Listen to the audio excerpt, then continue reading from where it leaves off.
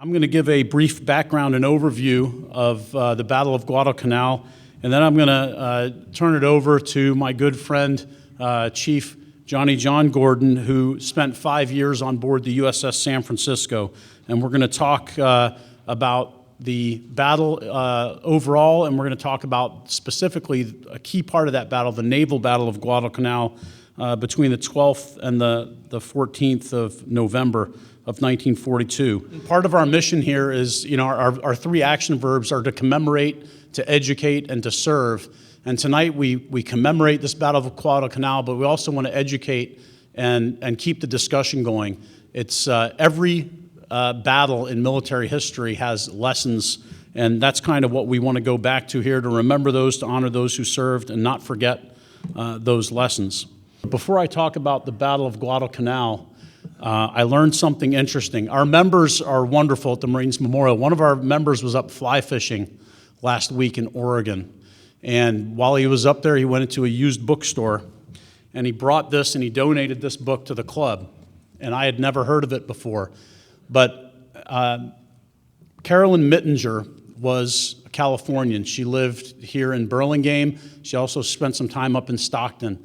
In 1939, she got this crazy idea with a friend of hers, Margaret Warner, that they were going to leave California and they were going to figure out how to go to the Solomon Islands. And their objective was to find native tribes of headhunters and paint them.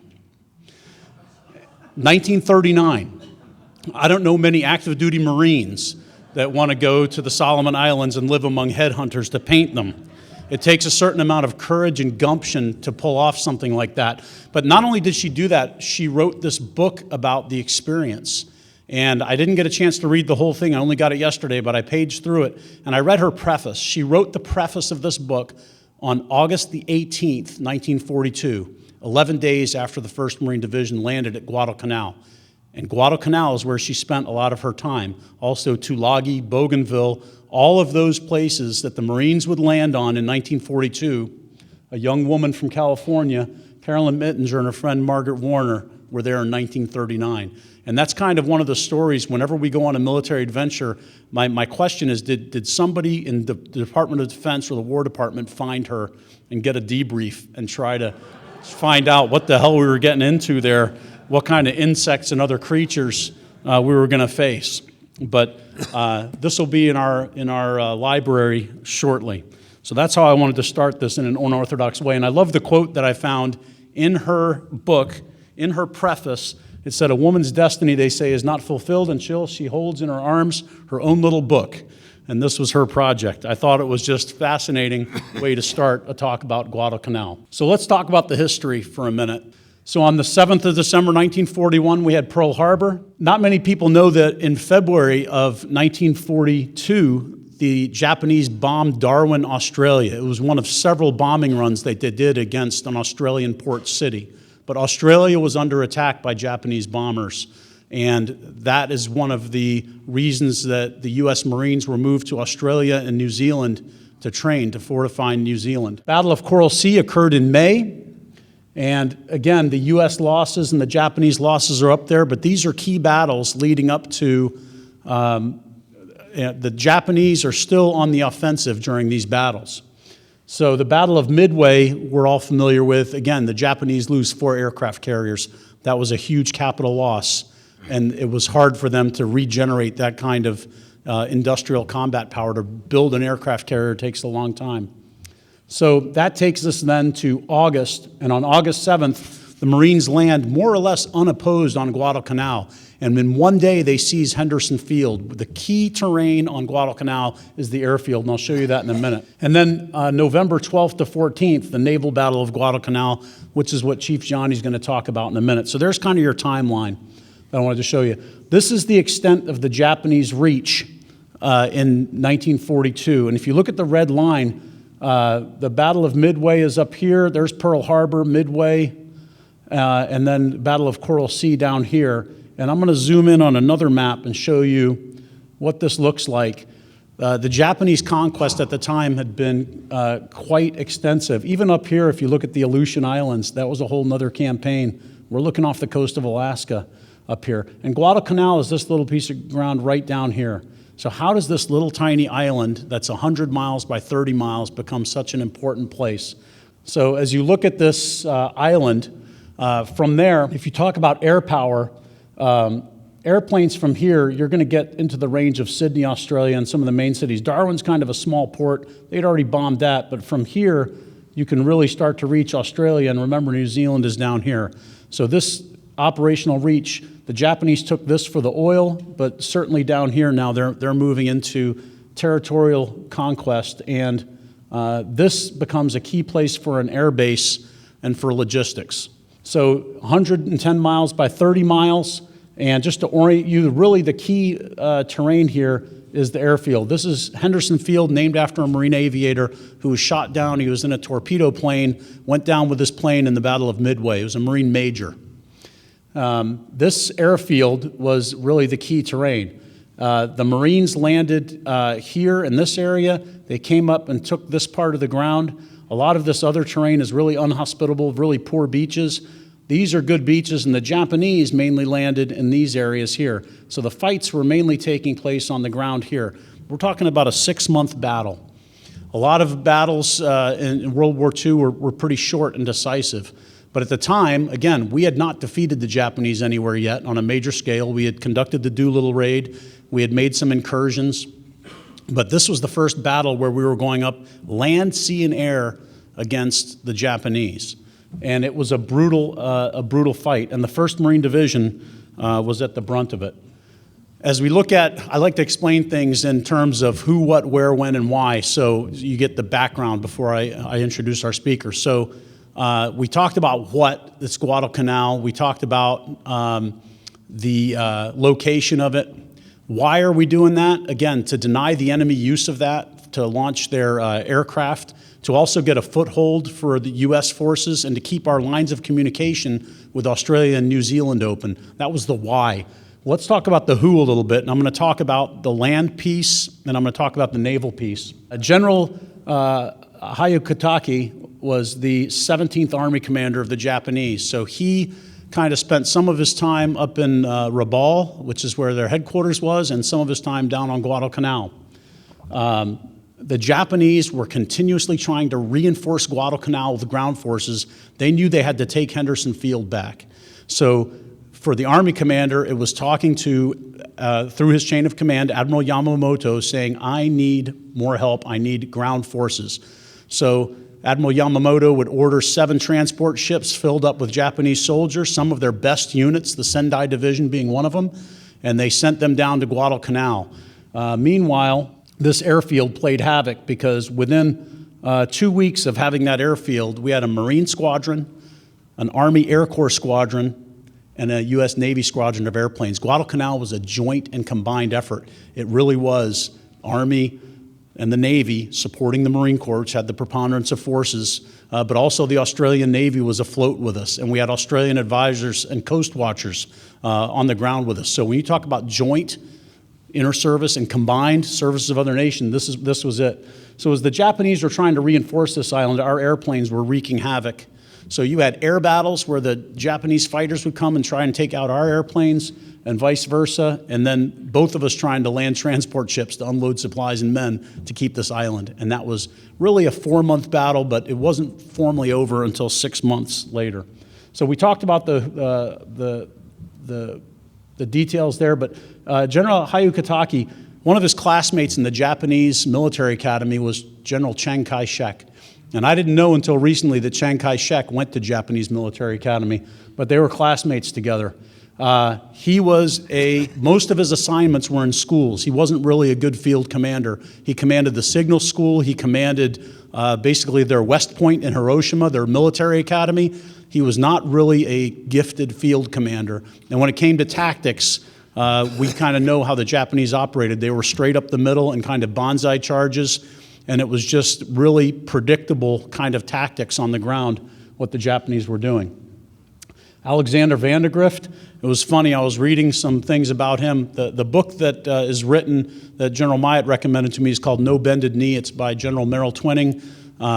It talks about General Vandegrift, but one of the things I pulled up is one of his early fitness report. He got a a really poor evaluation as a second lieutenant and said, this guy really needs to look at take his responsibilities seriously, or he's not going to be long for the Marine Corps. And he became our 18th commandant. So I love when we don't enforce the zero defect mentality. You let people make some mistakes. But I looked, he's commanding the 1st Marine Division. This picture's on Guadalcanal, and I think it might be the same desk that General Myatt took to Desert Storm with a crank phone. Because we didn't have GPS or all kinds of good technology. And when General Myatt commanded this division in combat, I think his tent was probably the same burlap and everything else there. But this is General Vandegrift, and as you read the book, General Twining was his G3. He was worried that they were going to get overrun, and he ordered his G3 to develop evacuation plans. And everybody got malaria on Guadalcanal. You had all kinds of physical ailments, and then you're fighting this war against a tough enemy. But he had a lot on his shoulders here and a lot of pressure. And these are the two ground forces that squared off with each other, and how it ends up. The 1st Marine Division, supported by the Army, when they came ashore as well, defeated the Japanese. On the Navy side, this is interesting. Admiral Chester Nimitz fired Admiral Gormley in October, and he sent Admiral William Bull Halsey, he sent him a personal message: take command of all the Pacific forces in the South Pacific immediately! ! And Halsey had to go tell Gormley, hey, pack your bags, I'm taking over the command. One of the first things Bull Halsey did is he flew to Guadalcanal and met General Vandegrift. And for a Navy admiral to get on the ground and spend some time there and see what the situation was really valuable. And the Navy and the Marines to this day really respect Admiral Halsey. Chief Johnny's going to talk about these two gentlemen, particularly Admiral Callahan, who he knew personally. These two commanders they were in part of Task Force 67, which Johnny's going to talk about in a few minutes. But they went up against Admiral Abe, who commanded a large fleet with 2 battleships. We're talking about cruisers and destroyers, battleships, cruisers and destroyers in that epic battle. But it's always worthwhile to kind of look at these gentlemen. Admiral Callahan had been the military aide-de-camp to President Roosevelt. He was from San Francisco. He graduated from St. Ignatius High School, and he commanded the U.S. San Francisco, and then he became the task force commander, and the USS San Francisco was his flagship. So we're going to talk a little bit more in detail, and I'm not going to, but both of these admirals played a significant role in the battle. The only one who survived the battle was this gentleman. And of course, Admiral Yamamoto, the commander of the Japanese forces, who had to make the decisions for how the Japanese were arrayed. So with that, we have Chief Johnny here. He is with his wife Felicia and his daughters Sydney and Pam. Welcome. Johnny got out of the Navy as a chief. He went in the insurance business for 20 years. He did a few other ventures, but he's well known here in San Francisco. He takes care of the bridge of the San Francisco that's out at Land's End, and he is a well-known icon among us that have any affinity for military history. I introduce to you a Pearl Harbor and Guadalcanal veteran, Chief Johnny JonGordon. Welcome, shipmates, and ladies too. I'm so happy to be here with you today to share memories. And I'll tell you a little bit about memories. This is some 75 years ago, of course, we're talking about. And there isn't a day goes by the last 75 years that I didn't think about some of the stuff, the war activities, and the great men that served there in the Guadalcanal area. And also, of course, on the USS San Francisco, that was just one. There's my home for 5 years. To give you a little bit of picture aboard ship, I landed on San Francisco on the deck with my sea bag in about August 1941. And I didn't know at the time, but what was happening is captain's inspection was going on. And sure enough, they come up there, and I'm on the deck, just got aboard with my sea bag, and this man came to me, and he says, "Welcome, sailor," and that was Captain Callahan. And I thought, my lordy, what a nice guy. He welcomed me aboard the ship. How could I be so lucky? And of course, that was the beginning. because I was just a seaman at that time, and I became a chief later on. I also was a high school dropout, and then I joined the Prudential Insurance Company, and I was a high school dropout for 20 years. Sales manager, I taught men how to sell. On the other hand, I needed a degree, so I went to Pepperdine University, and after 4 years, I got a master's degree in business administration. And that just is a little bit. Now let's get down to business. War is hell. War is really hell. What could be worse? Well, let's think about it a little bit. A lot of things could be worse. For example, think about Manchuria in 1906. Japanese landed 20,000 troops with no food. You get your food at every store in Manchuria, and that's what they did. And they killed people, killed the dogs, killed the cows, and stole this and stole that, and they captured the whole country. What good was it after that? Not very much. And of course, years later on, they conquered many other countries. One was Korea, both North and South Korea, the whole thing. China, and they captured in Vietnamese, Burma, and a whole bunch of other countries. And on top of it, Pearl Harbor happened, of course, and I'm going to get into that a little bit more. And they also, at Pearl Harbor, December the 7th, the next day, December the 8th, they invaded Philippines. And that was a war that went on day in and day out for years. And the Philippines went underground because there's 700 islands in the Philippines, I'm told, and that means there was a lot of activity all the time. Now let's get back to war just a little bit, because I want to talk about that very briefly. And when you get home and when you go out the door, if you will pick up, I got a whole bunch of these for you. They're an article that I had given some time ago, and it was written about what I'm going to be saying today. So if you don't remember everything, you can read it here. And I talk about various people there. Now let's get down to war a little bit more. So the San Francisco was a heavy cruiser, 1,000 men aboard. And that meant we had to prepare 23,000 meals a week. And I had a responsibility in that score. I had 3 different types of jobs. That was the one that didn't have any other things to do. You'd be busy day and night taking care of that one. The other one, of course, was the damage control. I was a part of the damage control crew. So in case they needed something, they had a crew to help them. Why me? Well, because I had the keys to all the cold storage and all the storage rooms, because I was part of the supply department. And then if that didn't have enough going on, if there's any kind of a problem going with the the medical, then I'm part of the medical department. So you see, I had a lot of things to do, and I enjoyed every minute of it because I accepted responsibilities all the time. Now let's get down to the Battle of Guadalcanal, because that's really what you want to listen to today, and I want to share with you that one up by itself. First of all, let me stop a little bit here and say that we left the Pearl Harbor happened, and you heard about that one, so we escaped from that one. Why did the San Francisco escape? Because we were getting a new paint job, and they didn't look important. And so we didn't have any damage in Pearl Harbor, but we was one of the very first ships out of Pearl Harbor about 10 days later with another cruiser, and we went to Wake Island. And we tried to help the people on Wake Island, and there were so many military around there that we didn't get involved. And finally, Wake Island surrendered. That was our first major surrender, and the U.S. San Francisco escaped back to the Pearl Harbor. All right, so then the war goes on from there, and I'll lead with you a little bit more. After that particular event, then the next one was Coral Sea. And we were up at the Coral Sea, and that was mostly about aircraft carriers. And the Coral Sea was what? Well, at that time, Japan had decided we want to also add Australia and New Zealand to our home bases. And that was very, very important to them. And of course, the Coral Sea was the northern part of Australia, and they was going to land them from there, land them from from the western part, and also from Sydney. And of course, that didn't happen.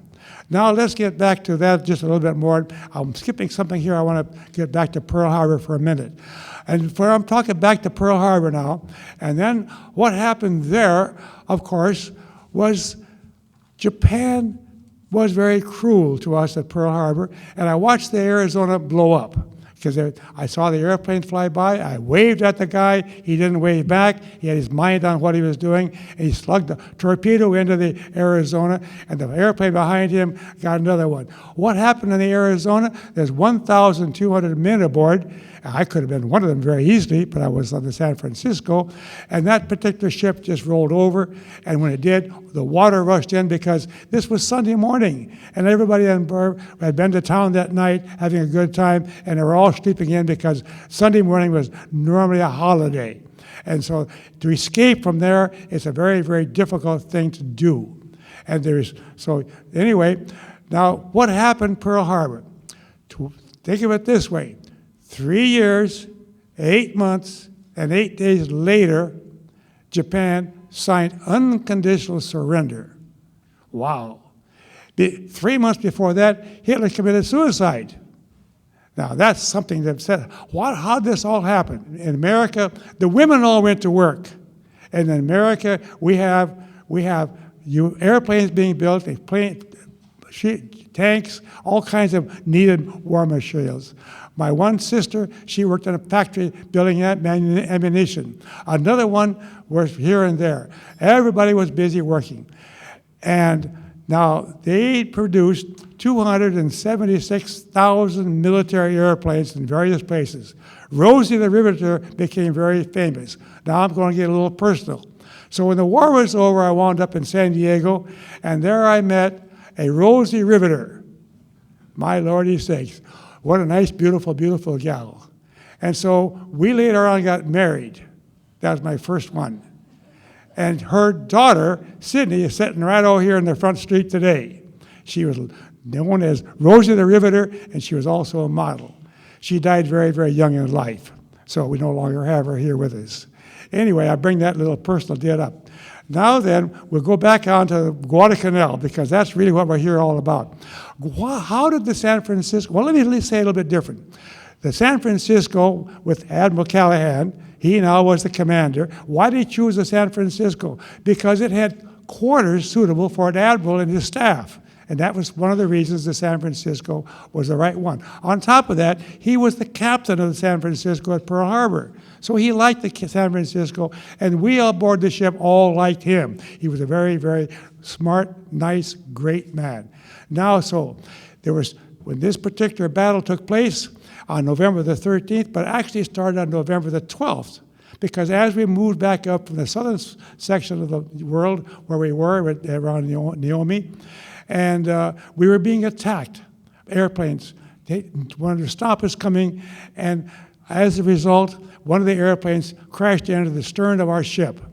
And when it did so, 2 of our men was there on the machine guns. And they never even stopped shooting the machine guns until these airplanes landed into the lap. What a nice memorial event for them, those men. I think about that quite often. We had 23 dead and 24 wounded on that event. One particular man there was Jack Bennett, and he was wounded, and he had his arm in a sling, but he helped men get out of this particular battle. This is in daytime, must have been about 2 o'clock in the afternoon, daytime. Now, so we knew we was going to be in battle that night because Admiral Callahan was aboard, and so anyhow, also Jack Wallace, Ensign Jack Wallace was aboard, and he was wounded at that, and he also helped remove men from the fires that was developed. Jack Bennett, talk about him, he was an ensign at the time. He was a supply officer for the 4th Division. He and I became friends. They all became friends with me because I needed them and they needed me. We were a good crowd together. But Jack Bennett, he tells the story that he grabbed 2 legs on the side of the ship to bring him aboard. And he was trying to save a man. Next thing he noticed he only had 2 feet, 2 legs. Everything else was gone. That was some of the scenes that take place on battles. But war is hell. And so we're moving on up into the activities of the Guadalcanal of November the 13th. It's going to be a nighttime battle. The U.S. San Francisco was a lead cruise, and they had the other heavy cruiser, the New Orleans, with us. We had 3 3 light cruisers, the Helena, the Atlanta with Admiral Norman Scott aboard, and also the light cruiser, the Juno with the 5 Sullivan brothers aboard. All right. So we landed in the middle of this battle around Salvo Island. Let's just stop a little bit and talk about Salvo Island for a minute. If you'll pick up when you leave one of these blue ones here, and the map shows you Salvo Island. So you can look at Salvo Island a little bit. Salvo Island reminds me of Alcatraz. If you're looking at Alcatraz, a ship can go around either side, coming in from the Pearl out to sea or going out to sea, either side. The same thing at Salvo Island. They could go around either side. So sometime we lost 4 cruisers and 1 heavy cruiser. The Vincent, the Annaberry, and the Canterbury from Australia, and right there because it was a nighttime activity, and as a result, the Japanese caught them coming around Salvo Island, and they let loose with all the torpedoes. We lost 4 ships. 1 man came off got off in the New Orleans, and he wound up aboard my ship. His name was Chuck. So when you go home out tonight, pick up all these stories that I wrote about, and you'll enjoy reading about Chuck. And Chuck tells me the story because he came aboard my ship at San Francisco, and he was on my crew. And he told me about Pearl Harbor and how he escaped from the USS Arizona. So don't want to miss that. It's a pretty good story. Now let's get back to Alcatraz a little bit and Salvo Island. Now Salvo Island, because so many ships were sank there, we call it Iron Bottom Bay. But if you go straight north up to Kabul or around Truk, this whole street of islands are, we call the shaft going north. And those where the enemy came down, that's where they come down to. Or they'd be going up north. It was the shaft going north or south. And America's ships were all down at Naomi, which is another 100 miles south. So that's the way the distance between the two was. Now, as a result of this particular battle, the USS San Francisco and the 13 ships, now Japanese was coming down to bombard. This is some good luck. This is where we had some very, very good luck. The Japanese were coming down with 2 huge battleships, the Hialeah and the Hiroshima. Now, those are major ships with large that Chris Starling just talked about, and they had bought fires. But there's a difference here because they came down and they prepared to bombard Guadalcanal.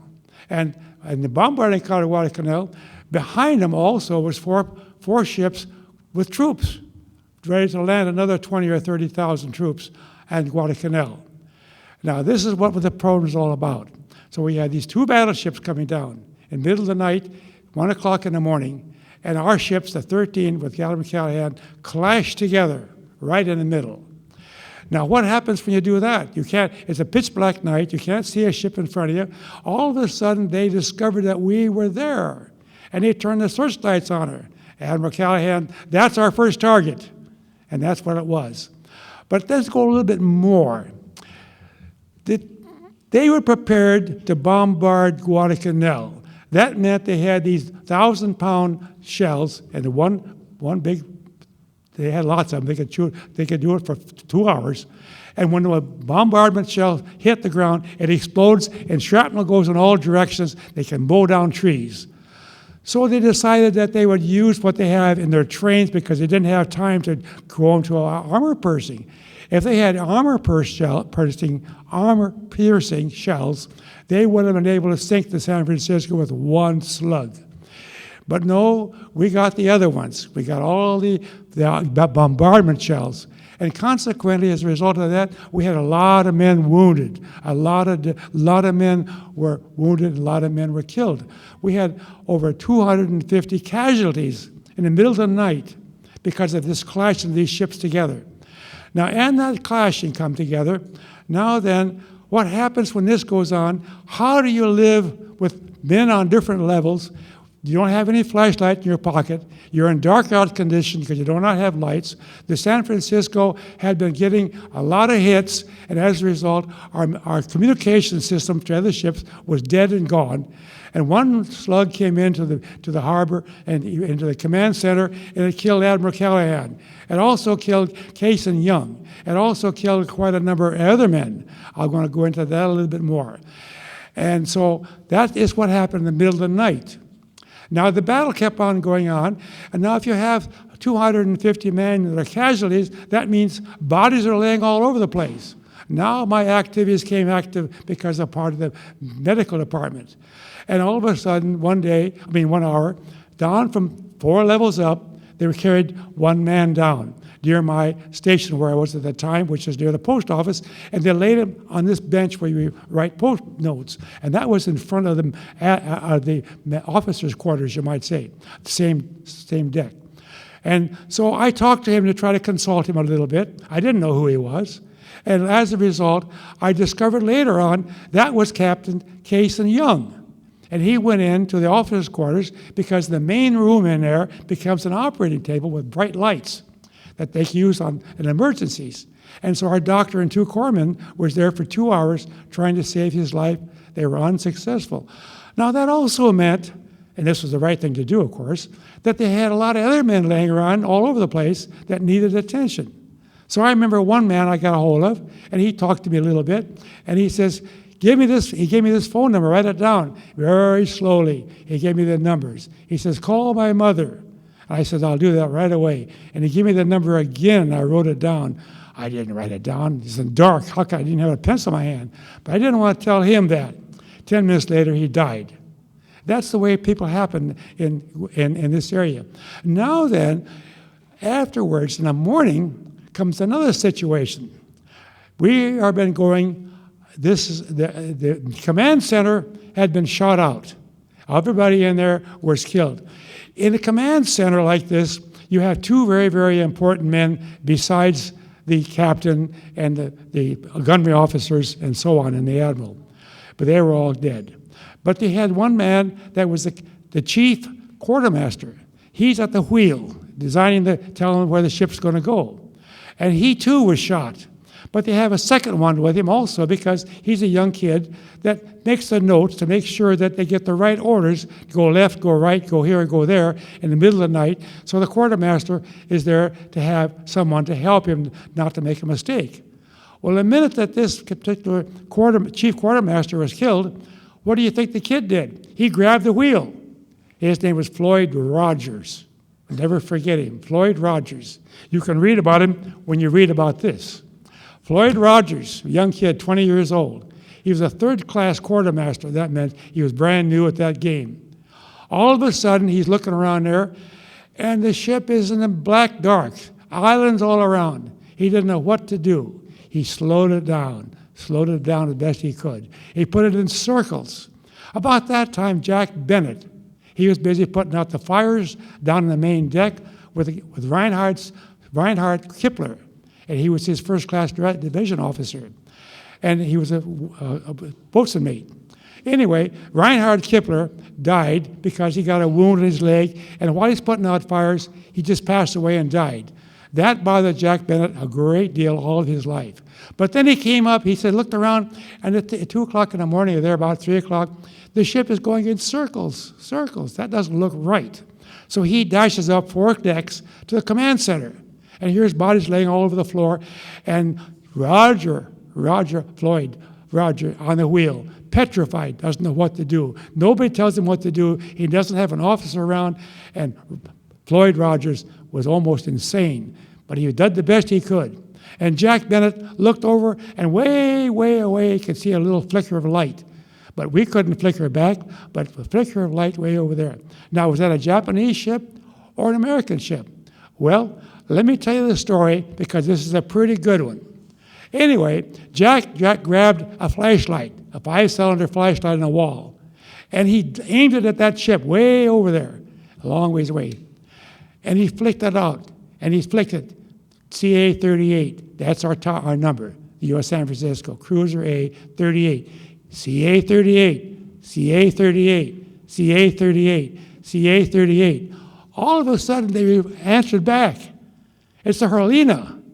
And then they got the message that we had no officers aboard and we need help. And so the Helena was a light cruiser, and they came over to give us support. And the captain says, we'll take command. We'll guide you.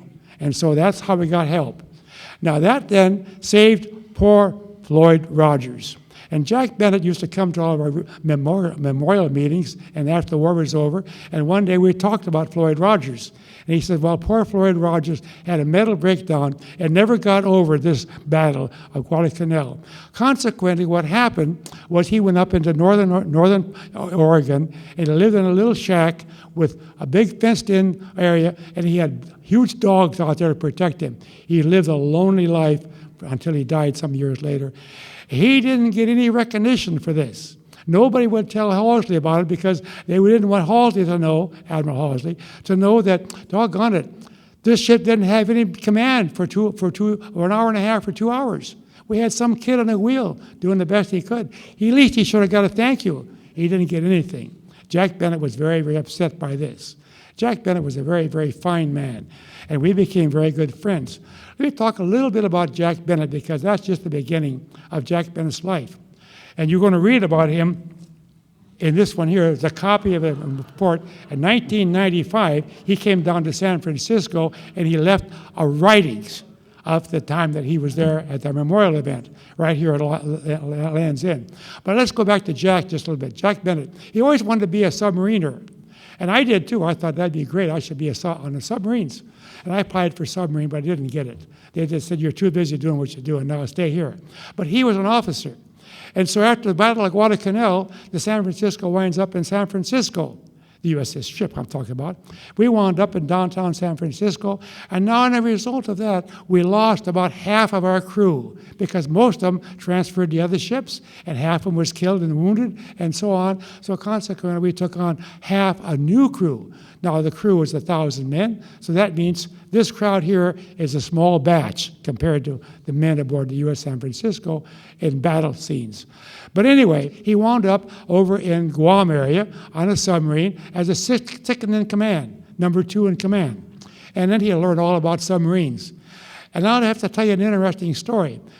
This submarine, of course, is out in the water where we were in that particular part of the water, Okinawa area, and so on. And as a result, a ship was going by and somebody sunk it.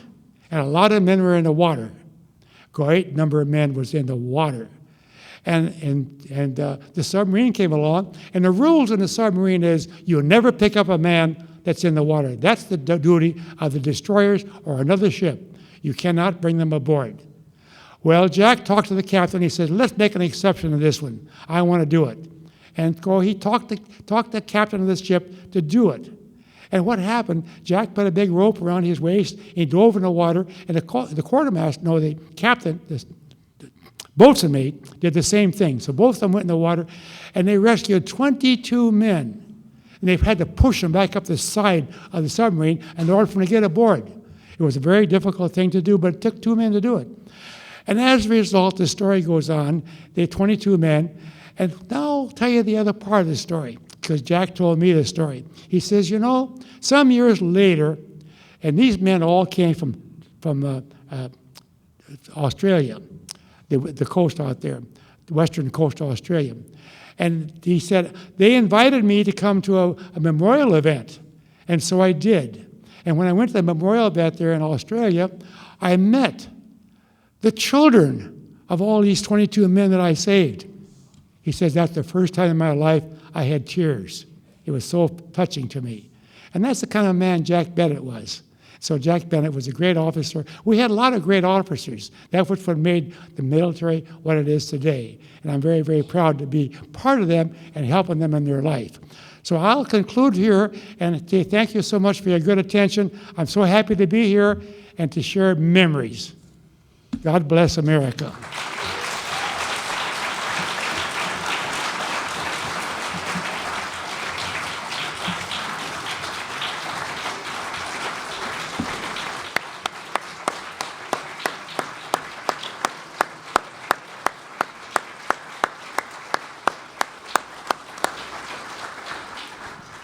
There's, of course, this, the story of the Navy leaving the Marines at Guadalcanal. They had landed the Marines and then took, the rations and the equipment and other stuff when they heard the Japanese fleet was coming, that they withdrew from the combat area.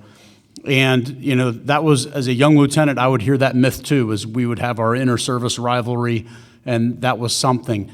Later, as I read more about the battle and I learned more about the battle, the Japanese fleet was supposedly several days away still, but there was always this looming attack by aircraft that was possible. And I think at the time, as you mentioned, the Japanese outnumbered us in ships. Their ships were heavier, their battleships were heavier in this part of the Pacific. And again, Admiral Nimitz was in charge of this part of the Pacific. There was a boundary line where General MacArthur was in charge of the northern part of the Pacific still, and Admiral Nimitz, as a naval commander, also had to prosecute a land battle using the Marines primarily. So there were some command relationship issues, but my sense is that given the threat at the time, the Navy was exposed and they needed to preserve their combat power, so they moved out of the range of the aircraft and the battleships. Unfortunately, sometimes, as Johnny was saying, the big mission of Admiral Abe at the time was to come with those bombardment shells, those shrapnel-producing shells, and lay them on Henderson Field. The objective was for the Japanese to obliterate Henderson Field, that key piece of ground, and to destroy the airplanes so they could land their transports. So, my sense is that the Navy had to do a withdrawal so they could come back with that equipment later. Add a little bit to that. Just let me add a little bit to what he just said. The battleship was ready to bombard Guadalcanal. We know that. What we're kind of forgetting, there's another part of that, from the standpoint that two battleships with other ships around came down to Guadalcanal, and they did bombard it. This was about maybe 2-3 weeks or a month previous to Guadalcanal, our battle. And consequently, they were so successful that when they went home, the Japanese went back to their home quarters, they decided to do it again, and this time do the same thing that they just did successfully, but this time we're going to bring troops along. And that's when we got involved. Thank you for that insert here. So, Johnny, one of the questions is, what was your rate at the time? What was your job on the San Francisco when you started out? And it sounds like you had to do a lot of different collateral duties and be cross-trained in a lot of different things, especially in damage control and casualty handling. And answering your question just a little bit, folks, I came aboard a young kid. I joined the Navy at age 17. Now, I had a very lucky life because before that, I learned a great deal about how to get along in the world in a little town in Minnesota. I won't go into that. I could write a whole book about the Depression and what effect that had on Minnesota. I will tell you one little thing about Minnesota, though, that during the Depression, many of the farmers went bankrupt and broken. And so as a result, there was a lot of machinery laying around in the backyard. All of a sudden, one day, a guy came along and he wanted to buy that stuff for a few pennies or a few dollars, very much. And so once in a while, he got a hold of me, and I'd help him find the farms where it was. I said, "What are you going to do with all this stuff?" He says, "Well, because I couldn't. It was all rusted material." He says, "Oh, we're gonna cook it down again." I said, "Who do you mean we?" "Well, they sell it to Japan. Next thing you know, they make warships out of it." He said, "We're going to make ships." I thought sail ships in Minnesota. No, these are warships. He didn't say that. So when we're in Guadalcanal, on Okinawa, and so on, here we are, the same metal is coming back at us again. A little story. Thank you. One of the amazing things, if you go up to the Mark Hopkins up here and you can look out, there's a seat that's reserved for servicemen up there, and there's also a window that looks at the Golden Gate Bridge. And back then, our ships going to World War II, most of them sailed out of San Francisco, if not Pearl Harbor. And when you came back, can you describe what it was like to come back from combat and come underneath the Golden Gate Bridge and return to the city for which the ship was named? Well, that was a great event, and of course, what happened was, as we approached the Golden Gate Bridge, the officer said, "You got to get in uniform." Well, we didn't have much time. We didn't have much mood to get our uniform. But anyway, we did the best we could, and then they wanted us to stand around so we could make the pictures onto the bridge when we get there. So we can all line up on the side of the ship. You've seen ships like this, and so this is what it was. We all lined up what we could. There was a lot of men aboard. But anyway, so we wind up, and they docked right downtown at the foot of Market Street. And as I said before, Market Street was where we were welcomed. And San Francisco opened the doors and the gates to San Francisco, and it was a great, great event. And then we pushed on over to Vallejo, and we did we put back together. Were there, during the war, I mean, you had to, the ship was damaged so badly you had to stop and make repairs. Were there any other ports that the San Francisco sailed into prior to going out to Guadalcanal in the South Pacific and then coming back? Let me give you one story, because this is one of those unusual stories. You probably never heard about the Battle of Auckland. So there's a Battle of Auckland on Queen Street. Now, to help you a little bit along this happened right after the Battle of Coral Sea. And we had to escape a little bit and get a little bit of relief. Auckland is in New Zealand. Queen Street, we docked right downtown Queen Street, and when you went ashore, you had 2 or 3 girls on each side dragging you home for dinner. It was a very, very unusual battle. So I refer to that, the Battle of Auckland on Queen Street. I never forget, too, they took me home to this one house, and I sat around, and they had neighbors come to see me. I didn't know what to say. I'm a young kid. And I'm sure they looked at me and said, "And this little kid is going to fight the war for us?" Because most of our men were in London. So they were so happy to see the big shells, the big cannons of the U.S. San Francisco right downtown Auckland. And they had a dance almost every night. I didn't know how to dance, but it was a lot of fun to watch. Anyway, thank you for that little bit of tidbit. Battle of Auckland. I don't know where this discussion's going now. I don't know where this line of questioning, I don't know what to ask you next, but I'm going to refrain from what I was thinking a minute ago. The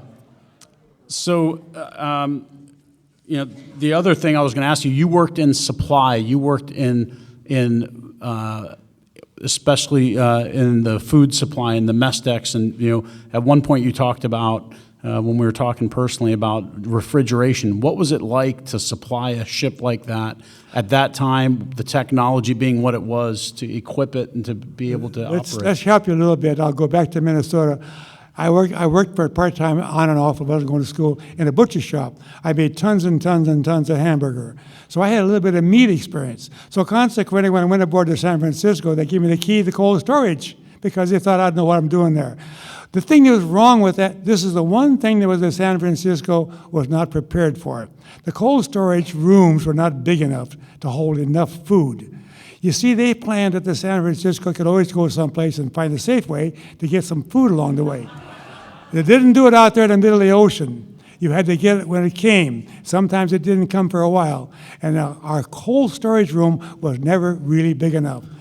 On the result of that, of course, I became in charge of the rest of the storage rooms and the bake shop flour and this and this and this. And that's the reason that consequently I grew up there. And can I get one more little point here, Chris, that I missed up a little bit? When I'm talking about the storage, after the Battle of Guadalcanal, the supply officer said, "Johnny, you got to check and see what kind of storage we have aboard." And so I'm getting to something important here. So anyway, this is in the middle of the afternoon after the battle. We were trying to pull up and the Juno came along with us, the cruiser, and to help us bury the dead. We had over 100 men to bury, including Admiral Callahan. And that was a sad event. It was very, very important that we had to make certain that we had to know who was which one. We couldn't make a mistake. So there was a little carefulness on that. Now then, so I'm up in the bow of the ship, getting ready to check down the hole below the flour. I had another young man with me, Hayward Stowart from Saudi, Tennessee. And he was helping me undo the dogs for going into the hole below. All of a sudden, the headquarters says, "Torpedoes, torpedoes." And I thought, oh my gosh.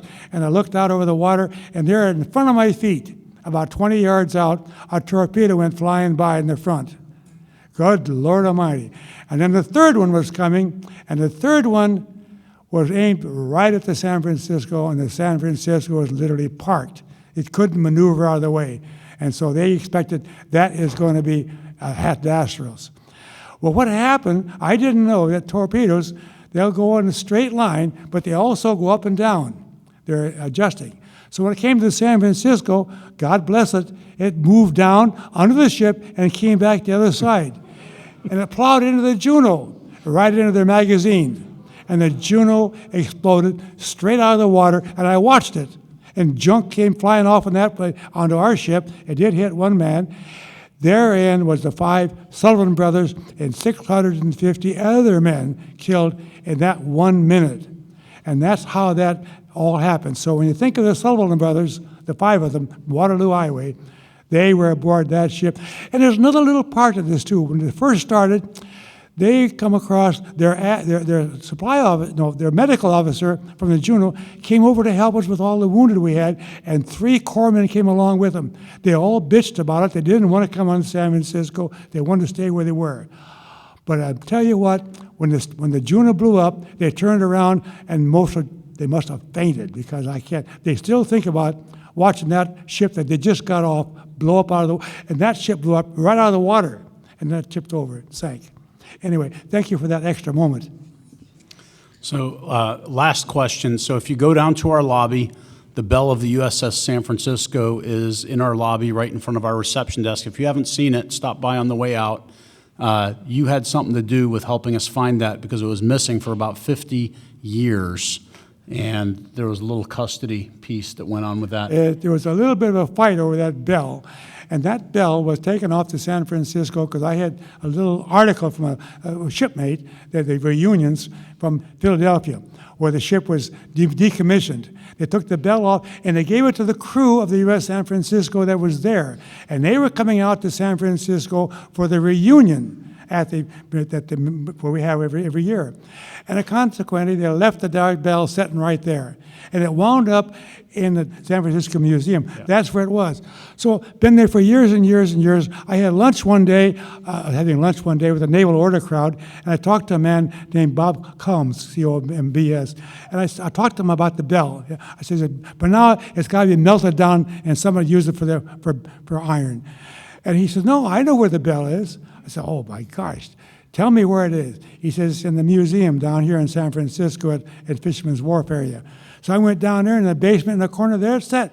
Holy catfish, I couldn't believe what I was seeing. And I says, I want the bell. Oh, you can't have the bell. I said, sure I can, it belongs to me. You don't belong to me at all, get out of here. They're almost gonna throw me out. Well, I never give up. So I went to Mike Myatt and I said, Mike, you gotta help me. He wanted a bell he wanted a bell. He didn't know he was gonna get a real good bell, but when it was available, sure he wanted it. So he put political scenes on them and they would give it to us on a loan basis for 1 year. So we agreed to have it. So he gave it to us, and he brought it here on supply with Mike Myatt's help. Now then, the bell was there, and after 1 year, the museum wanted it back because it was just there loaned to us for 1 year. I told them to go to hell. It's our bell. And on top of it, the bell has got to be in safe quarters, day and night, 24 hours a day, and that's where it's been ever since. And it's down here in the Marine Memorial Club today.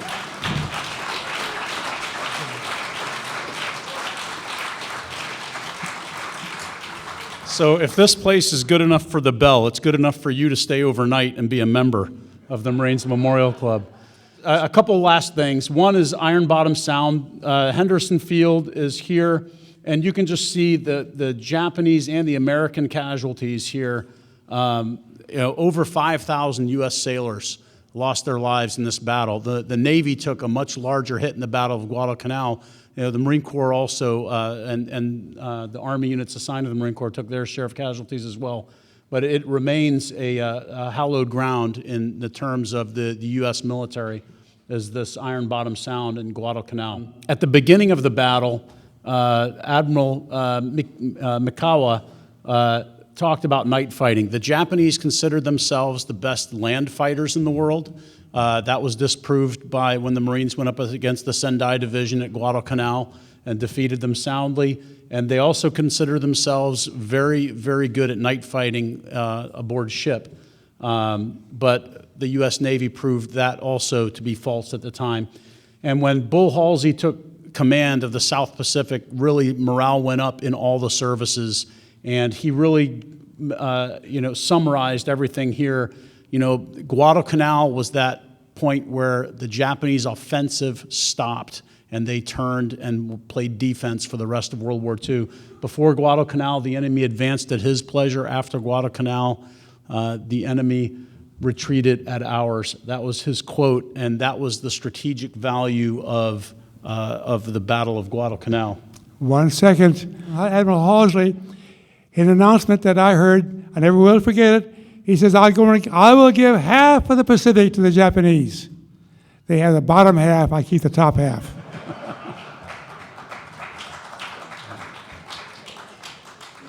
So with that, we have a quick presentation to make, and Michael Madlin, will you stand up for a second? So this rifle was on Guadalcanal, and it was carried by Mike's dad. And today, Mike has donated this for safekeeping, like the bell, to the Marines Memorial. And you'll see this down in our lobby display case. But this is an M1 carbine.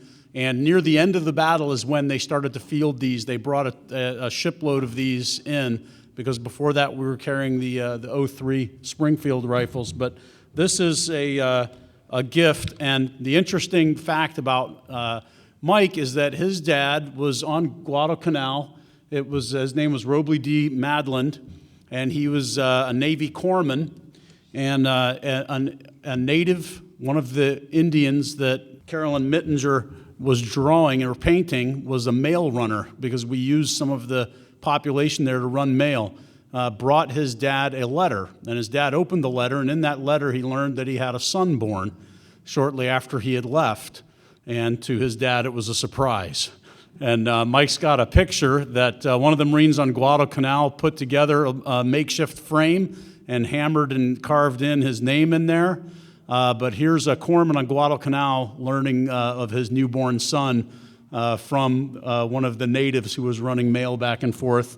And this is the rifle that he carried in his hands, and that's going to be part of our living memorial. So Michael, thank you for donating this rifle. It's very special to us.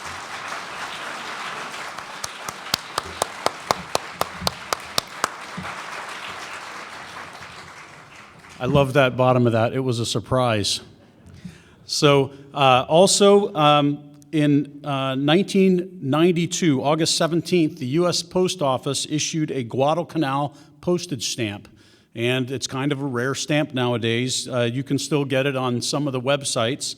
But what we did for Chief Johnny for his remarks to remember today, we've got a framed Guadalcanal stamp with Guadalcanal, and it's presented to Chief Johnny JonGordon, veteran of the Battle of Guadalcanal, from the Marines Memorial, signed by General Myatt.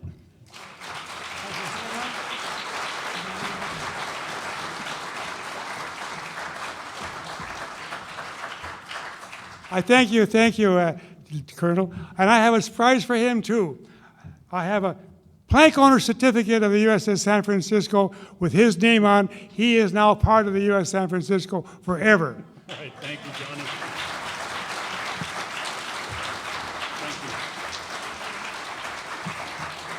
Thank you. I really appreciate that. That's going to go in a special place here. We still have some wine in the back. I know there's more questions, so we'll be here for a little while. Please enjoy a glass of wine, and if that's not enough, there's the Leatherneck Steakhouse up top side. Thank you for attending tonight.